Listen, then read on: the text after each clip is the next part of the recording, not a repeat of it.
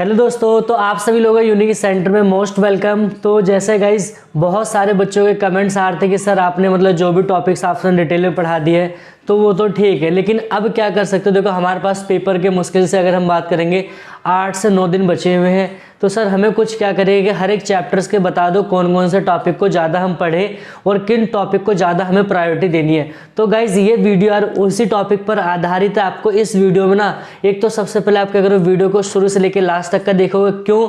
क्योंकि इसमें आपको पता चलेगा कि आपको जो भी चैप्टर्स आ रहे हैं ना, तो उन चैप्टर में कितना टॉपिक आपको पढ़ना और कितने टॉपिक्स को नहीं पढ़ना है और ज़्यादा आपको कौन से टॉपिक को आपको प्रायोरिटी रखनी है। ठीक है, तो हम बात करेंगे आज की जो वीडियो में। सबसे पहले तो यार क्या करो यार, आप लोग वीडियो ना जितना हो सके अपने दोस्तों के बीच में आप शेयर कर दीजिए। क्या कर दीजिए, आप लोग शेयर कर दो, लाइक करो, कमेंट करो, ताकि रिकमेंडेशन में उन्हें भी जाए कि हाँ ये टॉपिक उनके इंपॉर्टेंट है। और देखो ये वीडियो ना उन बच्चों के लिए भी हेल्पफुल हो सकती है जिन्होंने अभी तक का कुछ नहीं पढ़ा। अगर मान लो वो गए थे टेम्परेरी के बेस पे, अगर बस सिर्फ पासिंग मार्क्स अगर लाना चाहते ना, तो बस ये वीडियो को जरूर देखिए। तो हम बात करेंगे अब यहाँ पर आज की जो वीडियो से। तो हमारी पहली जो बुक होगी कौन सी, माइक्रो इकोनॉमिक्स की। तो उसमें जो चैप्टर नंबर आपका फर्स्ट होता है, उनमें हमें किन किन टॉपिक पे ज़्यादा ध्यान देना चाहिए और कितने मार्क्स के क्वेश्चन कौन कौन से टॉपिक से बनेंगे, तो वो सारी की सारी चीज़ें हम यहाँ पर देखेंगे। तो सबसे पहले यार देखो, अब हमारे यहाँ पर चैप्टर नंबर फर्स्ट होता है।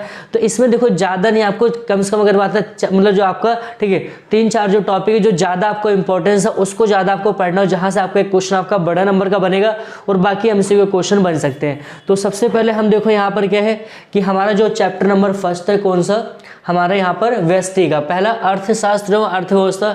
तो अब इनमें क्या क्या टॉपिक्स पढ़ना और किसको ज़्यादा मतलब महत्व देना है और कौन से कितने मार्क्स के है। तो सबसे पहले मैं आपको बता दूं, देखो जो अर्थशास्त्र ना, तो सबसे पहले तो इसकी डेफिनेशन पूछना। अब आपसे देखो क्वेश्चन ना डायरेक्ट परिभाषा नहीं देगा, बार बार मैं कह रहा हूँ क्वेश्चन आपको भाई डायरेक्ट आपको परिभाषा नहीं देगा, आपको एमसीक्यू क्वेश्चन यहाँ पर दे सकता है। ठीक है, ये हो जाएगा।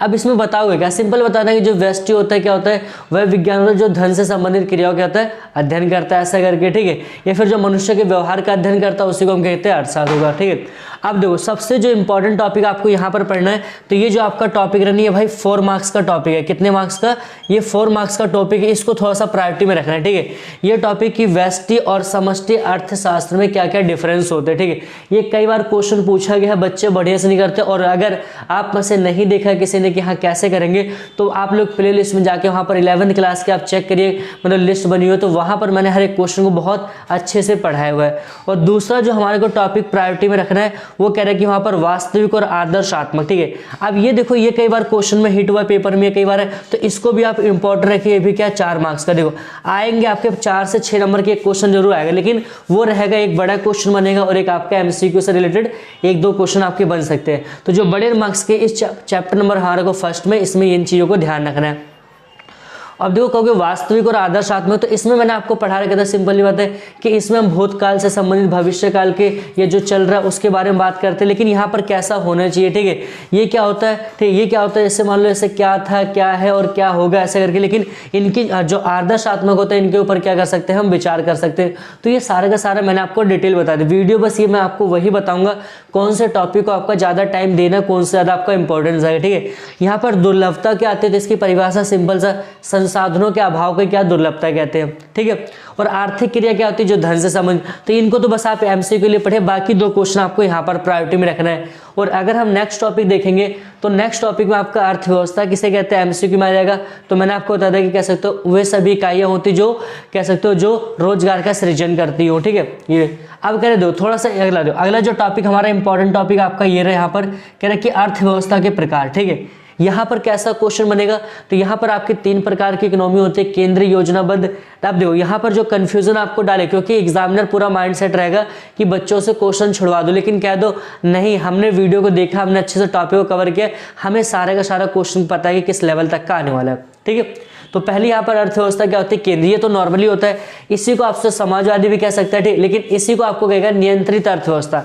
अब क्वेश्चन में आपको क्या ये वर्ड आपका डाल सकता है कि नियंत्रित अर्थव्यवस्था किसे कहते हैं या उसकी विशेषता वगैरह बताइए, ऐसा करके। ठीक है, दूसरा कह रहा बाजारवादी, आपको पता है इसके साथ भी नाम के साथ क्या यहाँ पर लोचा कर सकता है, क्या है वो स्वतंत्र अर्थव्यवस्था। ठीक है, और फिर हमें कह रहे हैं मिश्रितवादी अर्थव्यवस्था। देखो ये पढ़ना है कि क्या होती है इसमें, देखो केंद्र का मतलब क्या होता है, यहाँ पर सारा किसका गवर्नमेंट के अंडर में रहेगा, यहाँ पर प्राइवेट सेक्टर रहेंगे, इसके अंदर जो भी डिसीजन वगैरह होगा कौन लेगा, आपका गवर्नमेंट लेगी, और यहाँ पर कौन होगा, जो भी प्राइवेट सेक्टर लेगा। अगर इसके अंदर हम बात करेंगे तो इसमें अंदर प्राइवेट सेक्टर और यहाँ पर क्या होता है, अगर हम बात करें प्राइवेट सेक्टर और गवर्नमेंट सेक्टर दोनों बहुत अच्छे से क्या होते हैं यहाँ पर रन करते हैं। जो भी यहाँ पर मतलब कैसे पॉलिसी वगैरह मेकिंग करनी होती है वो सारे के सारे दोनों यहाँ पर डिसीजन, लेकिन इसके अंदर क्या होता है, जो पावरफुल होती है कौन होती है, गवर्नमेंट होती है।